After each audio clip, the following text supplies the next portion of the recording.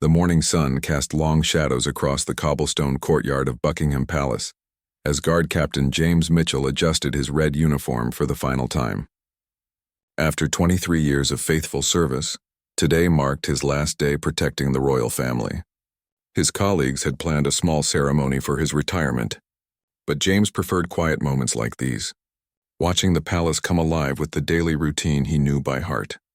At exactly 8:47 a.m., as James completed his final perimeter check near the east wing, a figure emerged from behind the ornate garden hedges. The man appeared disheveled, wearing a torn jacket and muddy boots that suggested he had been hiding outdoors for hours. His eyes darted nervously between the security cameras and the guard posts scattered around the palace grounds. Marcus Thompson had been planning this moment for 6 months. The 34-year-old construction worker from Manchester had lost everything in a series of unfortunate events that began with his company's bankruptcy and spiraled into personal tragedy. His wife had left him. Taking their 2 young children and mounting debts had cost him his home. Desperate and feeling abandoned by a system he believed favored the wealthy, Marcus had developed an obsession with making a statement that would force people to listen to his story. James noticed the intruder immediately. Years of training kicked in as he assessed the situation. The man's body language suggested desperation rather than professional threat, but James had learned never to underestimate anyone who managed to breach palace security. He reached for his radio to alert the command center, but something in the stranger's expression made him pause. Marcus stepped forward, his hands trembling as he revealed a small knife from his jacket pocket. "Don't call anyone," he said, his voice barely above a whisper. "I just need someone to listen. I need someone important to hear what I have to say." The knife wasn't particularly threatening, more like a utility blade than a weapon, but its presence changed everything about the encounter. The palace grounds, usually bustling with staff and security personnel, seemed eerily quiet in this secluded corner. James realized that the shift change he had just completed meant most guards were either in briefings or at their new posts. For the next several minutes he would be alone with this desperate stranger, who had somehow penetrated one of the most secure locations in the world. James raised his hand slowly, showing he posed no immediate threat. His training taught him to de-escalate situations like this, but something about Marcus seemed different from the typical palace intruders they occasionally encountered. This wasn't someone seeking attention or trying to get close to royalty for fame. The pain in Marcus's eyes spoke of genuine desperation, the kind that could make rational people do irrational things. "What's your name?" James asked calmly, maintaining steady eye contact while slowly assessing possible escape routes and ways to neutralize the threat without violence. Marcus seemed surprised by the question, as if he had expected immediate aggression or alarm calls rather than basic human interaction. "Marcus," he replied, his grip on the knife loosening slightly. "Marcus Thompson. And I know this looks crazy, but I've tried everything else. Nobody listens to people like me anymore. The newspapers won't print my story. The politicians won't meet with ordinary citizens. But maybe if I'm here, with you, someone will finally pay attention to what's happening to working families in this country." James felt a complex mix of sympathy and professional concern. As a guard, his duty was clear: neutralize the threat and protect the palace. But as a man who had spent his career observing the stark differences between the privileged world inside these walls and the struggles of ordinary citizens outside them, he found himself genuinely curious about Marcus's story. The irony wasn't lost on him that on his final day of service, he was facing a situation unlike any other in his long career. The sound of distant footsteps echoed from the main courtyard, suggesting that other security personnel might soon discover them. Marcus heard it too, and his desperation intensified. "Please," he said, stepping closer to James, "just 5 minutes. Let me tell you what happened to my family, and maybe you can help me make sure someone important hears it. I'm not a criminal. I'm just a man who's run out of options." James made a decision that would define not only the rest of this encounter, but also challenge everything he thought he knew about duty, compassion, and the real meaning of service. Instead of using his training to disarm Marcus or call for backup, he chose to listen. "All right, Marcus," he said quietly. "Tell me your story, but you need to put that knife away first.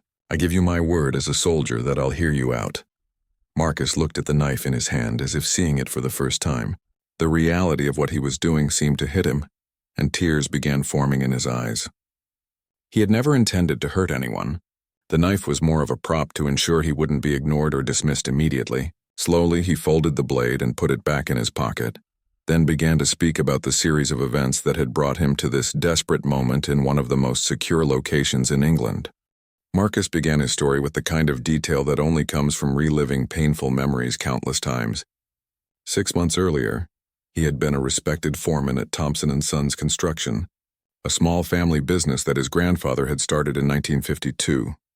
The company specialized in restoring historic buildings throughout Manchester, and Marcus took pride in preserving pieces of England's architectural heritage. He had a steady income, a modest home in Stockport, and a wife named Sarah, who worked part-time as a school administrator while caring for their children, Emma, age 8, and little Tom, who had just turned 5. The first blow came when a major restoration project at Manchester Town Hall was suddenly cancelled due to budget cuts. Thompson & Sons had invested heavily in specialized equipment and materials for the job, expecting the contract to sustain them through the winter months. When the cancellation notice arrived, it triggered a cascade of financial problems that Marcus's father, who owned the company, couldn't overcome despite 40 years of successful business operation. Within weeks, Thompson & Sons declared bankruptcy. Marcus found himself not only unemployed, but also facing personal financial ruin because he had co-signed several business loans to help his father's company survive previous economic downturns. The banks began demanding immediate repayment of debts that totaled more than Marcus could earn in 5 years.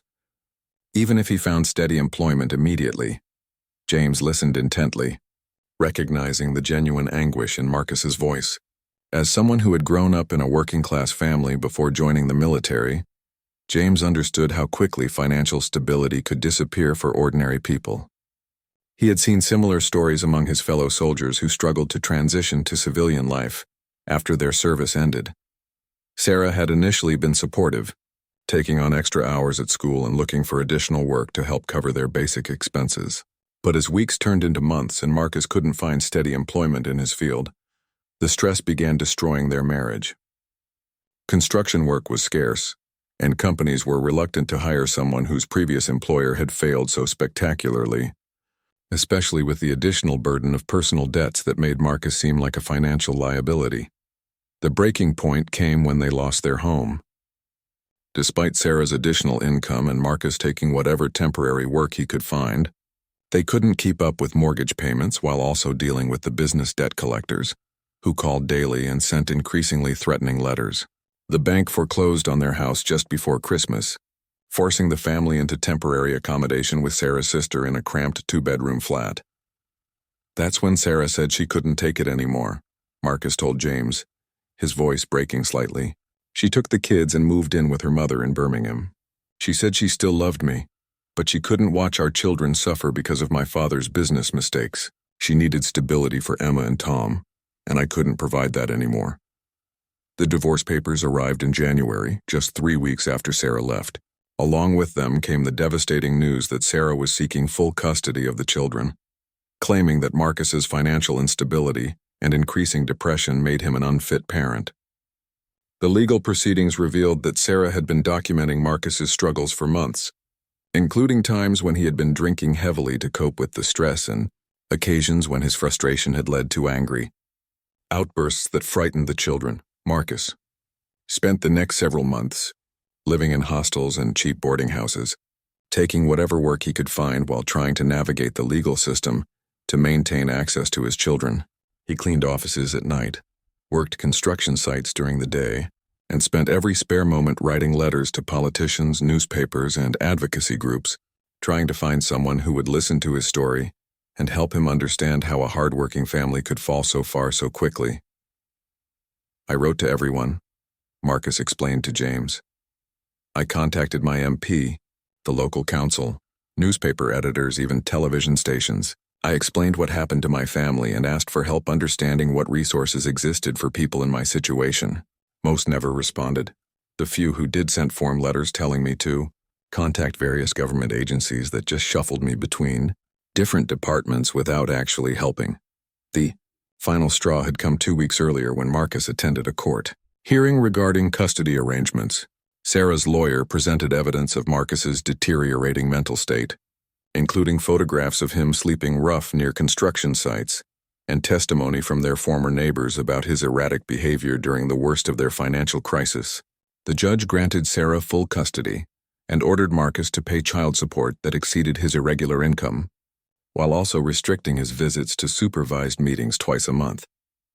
Walking out of that courtroom, Marcus realized that he had become invisible to the systems meant to protect families like his. He was trapped in a cycle where his financial problems prevented him from getting steady work, which worsened his financial problems and further damaged his chances of rebuilding his relationship with his children. The bureaucracy designed to help struggling families seemed more focused on processing paperwork than actually solving problems. I started thinking about how the people who make decisions about ordinary families never actually meet ordinary families, Marcus continued. Politicians and judges and newspaper editors live in a different world. They see statistics and cases, but they never see the real human cost of their decisions. I thought maybe if I could get someone important to actually listen to my story, to see me as a real person instead of just another case file, maybe something could change. That's when Marcus began planning his approach to Buckingham Palace. He had reasoned that if he could get the attention of someone connected to the royal family, his story might reach people with the power to make real changes to the systems that had failed him. He had spent weeks studying palace security routines, not with criminal intent, but with the desperate hope of finding a way to make his voice heard by someone who mattered. As Marcus finished explaining his desperate circumstances, James found himself facing an impossible situation. Protocol demanded that he immediately alert security and have Marcus arrested for trespassing and threatening a royal guard. But something about the man's story resonated deeply with James's own understanding of how quickly life could change for working people. More importantly, James recognized that Marcus posed no real threat. He was simply a broken man seeking someone who would acknowledge his humanity. The sound of approaching footsteps grew louder, indicating that other guards would soon discover them. James made a split-second decision that would transform this encounter from a simple security breach into something far more complex. Instead of calling for backup, he gestured for Marcus to follow him toward a small maintenance building used to store gardening equipment. The structure was tucked behind a cluster of ornamental trees, providing temporary concealment from the main patrol routes. "We need to move," James whispered urgently. "If the other guards find us here, this situation will escalate quickly and you'll be arrested before anyone hears your complete story." Marcus looked confused but followed James's lead, understanding that the guard was taking an enormous professional risk by not immediately calling for assistance. Inside the maintenance shed, surrounded by lawnmowers and hedge trimmers, the two men continued their unlikely conversation. James explained that he was retiring that very day after more than 2 decades of service, which gave him a unique perspective on both the privilege he had protected and the struggles of ordinary citizens he had observed from his position at the palace gates. "I've watched thousands of people approach these gates over the years," James told Marcus quietly. "Most want photographs or hoping to catch a glimpse of royalty. But occasionally someone comes here carrying the kind of desperation I see in your eyes. People who feel like they've exhausted every other option for making their voices heard. The system usually processes them as security threats and moves them along, but it never addresses why they felt this was their only remaining choice." Marcus was amazed to find himself having a genuine conversation with someone who seemed to understand his situation. For months, every interaction with authority figures had felt adversarial, with social workers, court officials, and government representatives treating him as a problem to be managed rather than a person seeking help.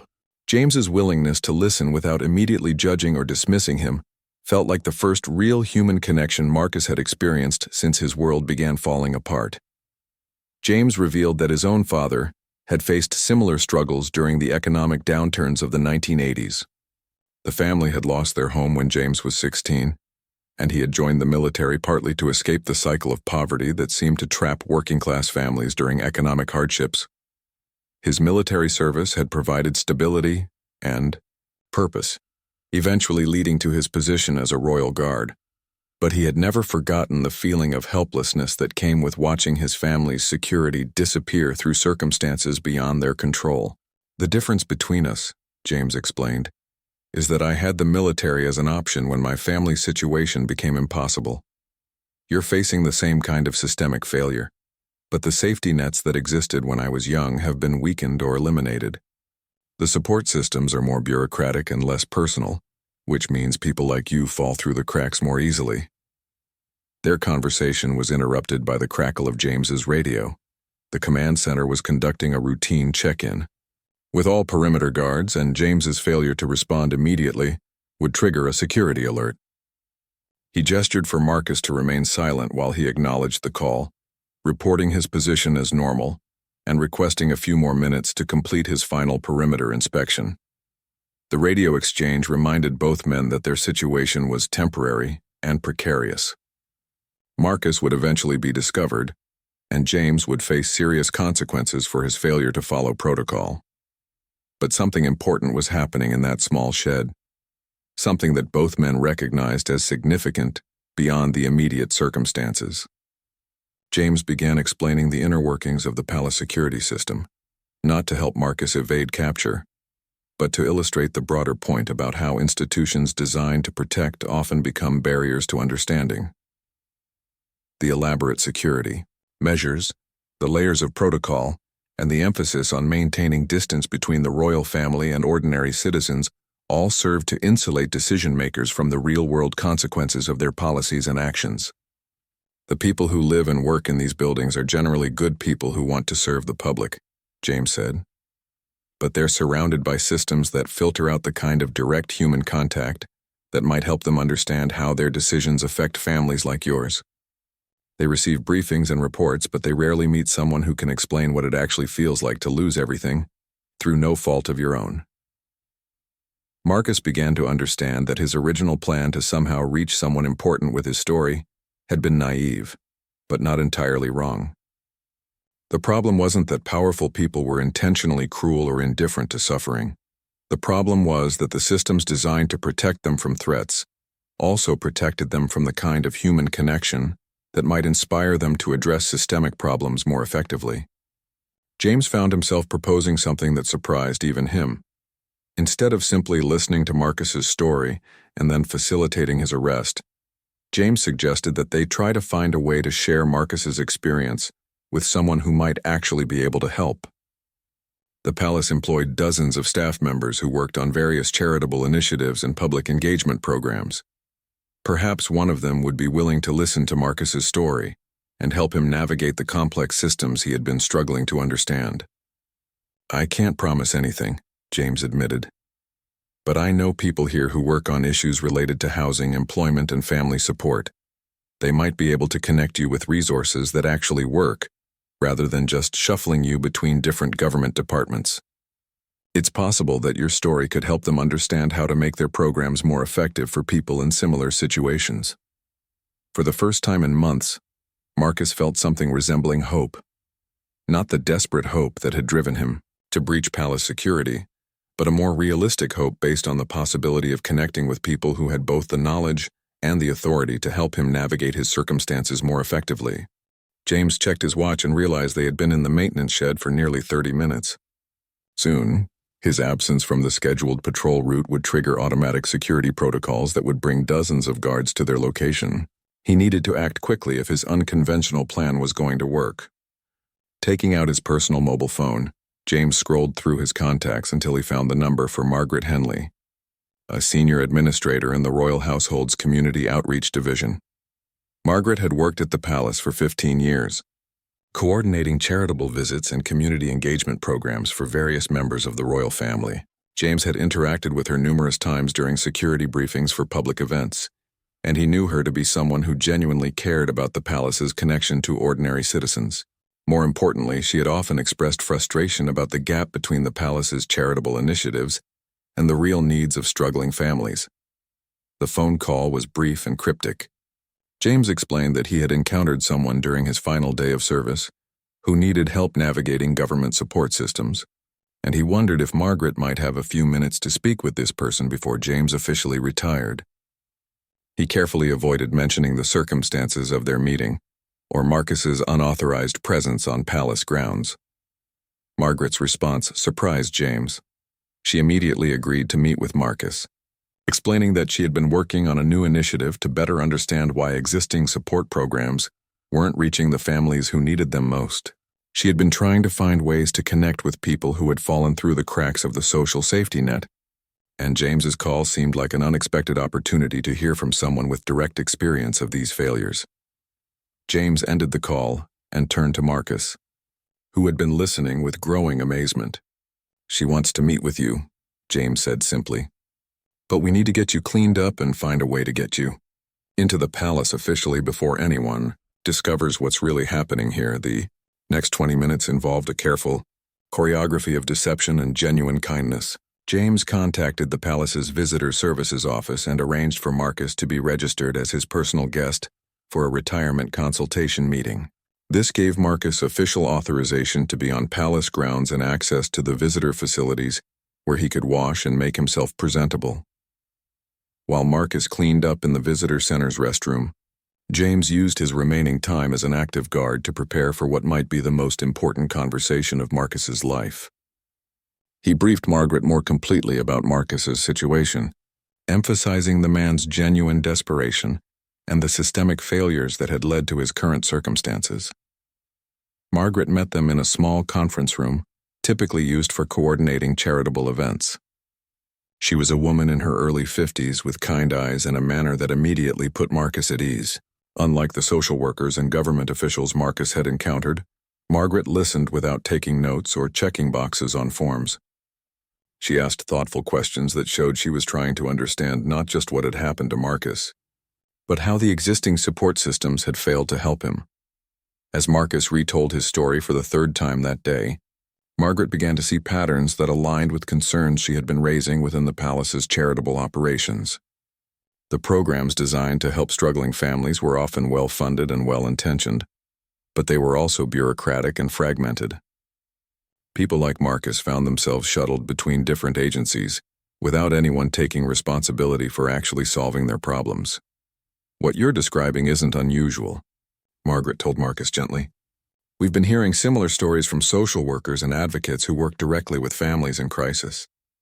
The challenge is that each government department and charitable organization operates independently, so people often fall between the gaps in coverage. You've been trying to navigate a maze that wasn't designed to be navigated by the people who need help most." Margaret explained that the Royal Foundation had been developing a pilot program to address exactly these kinds of systemic problems. The initiative involved creating liaison positions that would help struggling families navigate multiple support systems more effectively, while also collecting data about where those systems were failing. Marcus's detailed account of his experience would provide valuable insight into how such a program might work in practice. But Margaret also had immediate practical help to offer. Through her work coordinating royal charitable activities, she had developed relationships with housing advocates, employment specialists, and family law experts who understood how to work within the existing systems more effectively. She could connect Marcus with people who might be able to help him find stable housing, develop a realistic plan for managing his debts, and potentially modify the custody arrangement with his children. "I can't promise that we can solve everything quickly," Margaret warned, "but I can promise that you won't be navigating these systems alone anymore. We have people who specialize in helping families in situations like yours, and they understand how to get things done rather than just processing paperwork." James watched this conversation unfold with a mixture of relief and amazement. His impulsive decision to help Marcus was turning into something much more significant than either of them had expected. Margaret was not just offering Marcus individual assistance, she was recognizing his story as valuable data that could help improve support systems for other families facing similar crises. The meeting was interrupted by James's radio crackling with an urgent message. Security had discovered the maintenance shed where they had initially hidden, and guards were beginning a systematic search of the palace grounds. James realized that his unauthorized absence from patrol duties had finally triggered the security protocols he had been trying to avoid. Margaret quickly grasped the situation. As a senior palace administrator, she had the authority to legitimize Marcus's presence on the grounds, but only if they moved quickly. She immediately called her assistant and instructed her to generate official documentation showing that Marcus had been invited to the palace as part of a scheduled consultation about community outreach programs. Within minutes, Marcus went from being an unauthorized intruder to being an officially invited guest of the royal household. The transformation was so complete that when security guards arrived at the conference room, they simply verified Marcus's visitor credentials and continued their search for the mysterious individual who had triggered their security alert. The security alert continued for another hour, while guards searched the palace grounds for an intruder who was now sitting comfortably in a conference room with official visitor credentials. The irony of the situation wasn't lost on any of the three people who knew the truth, but it also highlighted the larger point that Marcus had been trying to make about systems that operate without understanding the human realities they're supposed to address. Margaret used the time to make several phone calls on Marcus's behalf. Her first call was to David Richardson, a housing advocate who specialized in helping families recover from foreclosure and homelessness. David had worked with the Royal Foundation on previous initiatives and understood both the legal complexities of housing law and the practical challenges of finding stable accommodation for people with damaged credit histories. The second call went to Emma Walsh, an employment counselor who had developed innovative programs for helping skilled workers transition between industries during economic downturns.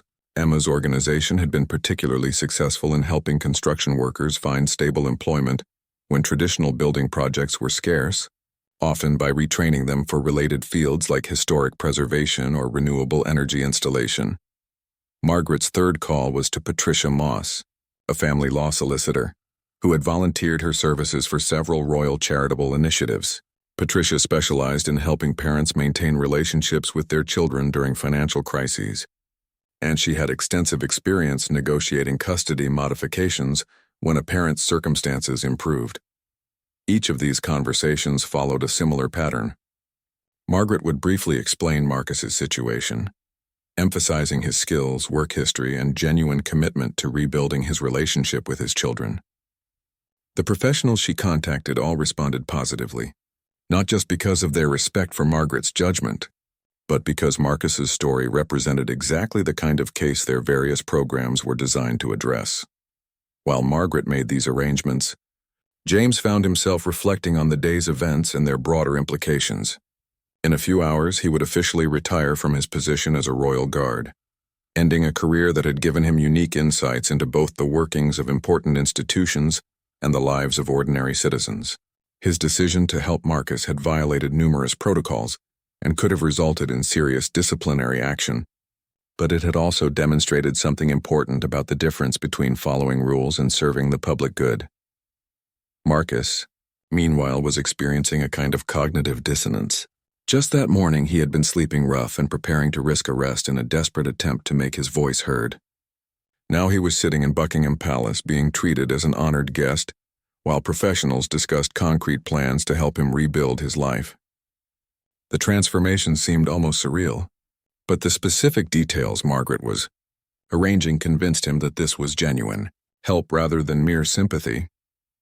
The security alert was finally called off when guards concluded that the earlier disturbance had been caused by a maintenance worker who had failed to properly log his activities. James's official explanation that he had been conducting an extended final perimeter check was accepted without question, partly because his years of exemplary service had earned him considerable trust, and partly because no actual security breach had been discovered.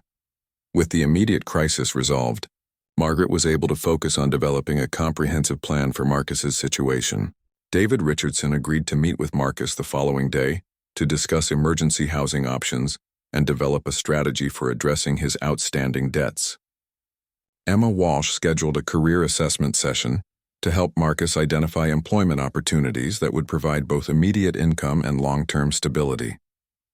Patricia Moss offered to review Marcus's custody case and explore options for modifying the court orders that had separated him from his children. But Margaret also had a larger proposal for Marcus.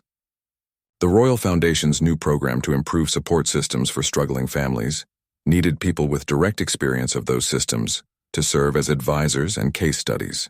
Marcus's detailed knowledge of where the current systems failed, combined with his articulate ability to explain those failures, made him an ideal candidate for a newly created position as a community liaison specialist. The job would involve working with various government agencies and charitable organizations to identify gaps in their support services and develop better coordination between different programs.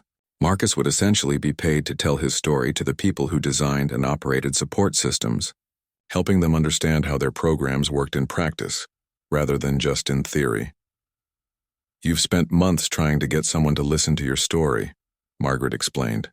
"This position would give you a platform to share that story with people who have the power to make changes based on what you've learned. You would be helping ensure that other families don't face the same kind of systemic failures that you've experienced." The salary wasn't enormous, but it was enough to provide Marcus with stable housing and meet his child support obligations. More importantly, the work would give him a sense of purpose and the opportunity to transform his personal tragedy into something that could help others. The position also came with access to legal and financial counseling services that could help him resolve his outstanding debts and improve his custody situation. James listened to these arrangements with growing amazement. His simple decision to treat Marcus as a human being, rather than a security threat, had set in motion a series of events that would not only transform Marcus's life but potentially improve support systems for countless other families. The conversation had evolved from a desperate man's plea for help into a genuine opportunity to address some of the systemic problems that had created his desperation in the first place. As the afternoon progressed, other palace staff members began joining their discussion. Word had spread through the community outreach division about Marcus's story, and several people wanted to hear his first-hand account of navigating various government support programs. Marcus found himself at the center of an impromptu think tank session, with experienced administrators and policy specialists asking detailed questions about his experiences and taking notes on his suggestions for improvement. The session revealed that Marcus's story was not unique. Several staff members shared similar accounts they had heard from families involved in royal charitable programs. The pattern of well-intentioned but poorly coordinated support systems was becoming increasingly common, as government services became more specialized and bureaucratic. As evening approached, the conference room had transformed into an informal strategy session, involving nearly a dozen palace staff members from various departments. Marcus found himself explaining his experiences to social policy advisors, charitable program coordinators, and even a representative from the Prince's Trust who specialized in helping people develop new careers after major life disruptions. The conversation had evolved far beyond Marcus's individual situation. His detailed account of navigating multiple government agencies had revealed systemic problems that affected thousands of families across the country. The staff members present began recognizing patterns in Marcus's story that aligned with complaints they had been receiving from community organizations and social workers who partnered with Royal Charitable Initiatives. Dr. Sarah Collins, a policy researcher who advised the Royal Foundation on social issues, was particularly interested in Marcus's experience with the family court system. She explained that the foundation had been receiving reports about custody cases where financial instability was being treated as evidence of parental unfitness, even when the financial problems resulted from circumstances beyond the parent's control rather than personal irresponsibility. "Your case illustrates a fundamental problem with how we assess family stability," Dr. Collins told Marcus. "The system is designed to protect children from genuinely harmful situations, but it's also inadvertently punishing families who are struggling economically. When financial stress is treated as equivalent to neglect or abuse, we create incentives for families to hide their problems rather than seek help." This discussion led to an important realization about the broader implications of Marcus's story. His desperate attempt to reach someone with influence wasn't just about his personal situation. It represented a breakdown in the normal channels through which citizens could communicate with their representatives and institutions. The fact that Marcus had felt compelled to breach palace security to get someone to listen suggested that democratic systems designed to connect ordinary people with decision-makers were failing. James, who had been quietly observing these discussions, shared his perspective as someone who had spent years watching people approach the palace gate seeking help or attention. He described the various types of individuals who regularly attempted to contact members of the royal family, noting that many seemed driven by genuine desperation rather than celebrity obsession or mental illness. There's a difference between people who want to meet royalty for personal reasons and people who come here because they believe this is their last hope for getting help, James explained. Marcus isn't the first person I've encountered who felt that breaching palace security was less risky than continuing to struggle with unresponsive bureaucracies. That should tell us something important about how ordinary citizens view the accessibility of their institutions. This observation sparked a broader discussion about the role of the monarchy in modern British society. While the royal family couldn't directly intervene in individual legal or financial cases, their charitable initiatives and public platform gave them unique opportunities to highlight systemic problems and advocate for improvements to support systems that served struggling families. Margaret proposed using Marcus's story as the foundation for a new public awareness campaign about the gaps in social support services. Rather than simply providing charity to individual families in crisis, the Royal Foundation could use Marcus's experience to advocate for structural improvements to government programs that were supposed to prevent such crises from occurring. The campaign would involve collecting similar stories from other families who had fallen through the cracks of the social safety net, then using those accounts to develop specific recommendations for improving coordination between different support agencies. Marcus would serve as both a case study and a spokesperson, sharing his experience with parliamentary committees, government departments, and charitable organizations that had the power to implement meaningful reforms. Dr. Collins suggested that Marcus's story could also be valuable for training social workers, court officials, and government employees who work directly with struggling families. Many of these professionals entered their fields with genuine desires to help people, but they often lacked first-hand understanding of how their decisions affected the families they served. Marcus could help bridge that gap by explaining the real-world impact of various policies and procedures. As these discussions continued, Marcus began to understand that his desperate action that morning had inadvertently connected him with a network of people who shared his concerns about systemic failures in social support systems. His personal tragedy was becoming part of a larger effort to address the root causes of family instability, rather than just treating its symptoms. The transformation in Marcus's circumstances was remarkable, but equally significant was the transformation in how the palace staff understood their own work. Margaret later reflected that Marcus's story had helped her see how the gap between charitable intentions and effective action could be bridged by listening more carefully to the people those programs were supposed to serve. James's retirement ceremony, which had been scheduled for that evening, was postponed by mutual agreement. The day's events had created opportunities for meaningful change that seemed more important than ceremonial formalities. James found himself wondering whether his decision to help Marcus might represent the most significant service he had provided during his entire career as a royal guard. As the sun set over London, Marcus was no longer a desperate man who had risked everything for a chance to be heard. He was now a valued consultant who would be paid to share his insights with people who had the power to help other families avoid the crisis he had experienced. The knife he had carried that morning remained in his pocket, but it had been transformed from a symbol of desperation into a reminder of how quickly circumstances could change when the right people were willing to listen. The evening concluded with concrete plans for Marcus's immediate future. He would spend the night in a hotel arranged by the palace's visitor services, then begin meeting with the various specialists Margaret had contacted. Within a week, he would start his new position as community liaison specialist, and within a month, he would have stable housing and a realistic plan for rebuilding his relationship with his children.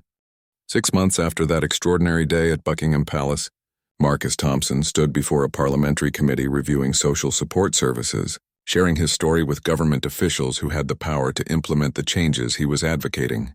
The desperate man who had once carried a knife while breaching palace security was now a respected voice in discussions about welfare reform and family support systems. The transformation in Marcus's personal circumstances had been dramatic but steady. The housing advocate Margaret had connected him with had helped him find a modest flat in Manchester, close enough to Birmingham for regular visits with his children, but affordable on his new salary. The employment counselor had not only helped him secure the position with the Royal Foundation, but had also connected him with evening courses that were expanding his skills in social advocacy and policy development. Most importantly, the family law solicitor had successfully negotiated a modification of Marcus's custody arrangement. The court had recognized that his employment with a prestigious charitable organization and his stable housing situation demonstrated genuine progress rather than temporary improvement. Sarah had agreed to increase his visitation time, and their relationship had begun healing as Marcus demonstrated consistent reliability and emotional stability. The parliamentary committee hearing represented the culmination of months of work, developing policy recommendations based on Marcus's experience and similar stories collected by the Royal Foundation. The new community liaison program had identified dozens of families who had struggled with the same systemic problems Marcus had faced, and their collective experiences had revealed specific areas where government programs could be improved. Dr. Sarah Collins, who had become Marcus's supervisor at the Royal Foundation, introduced his testimony by explaining how his story had helped identify gaps in coordination between different support agencies. Mr. Thompson's experience demonstrates that many families in crisis are not lacking access to individual support programs, she told the committee. They are lacking access to someone who understands how those programs work together and can help them navigate the system effectively. Marcus's presentation to the committee was confident and detailed, drawing on his months of experience working with other struggling families to illustrate broader patterns in the social support system. He explained how the fragmentation of services often created situations where families spent more time trying to access help than actually receiving it, and how the bureaucratic requirements of different programs sometimes worked against each other rather than reinforcing family stability. The committee members, many of whom had previously understood these issues only through statistics and formal reports, found Marcus's first-hand account both compelling and instructive. His recommendations were specific and practical, based on direct experience of what worked and what didn't in the current system.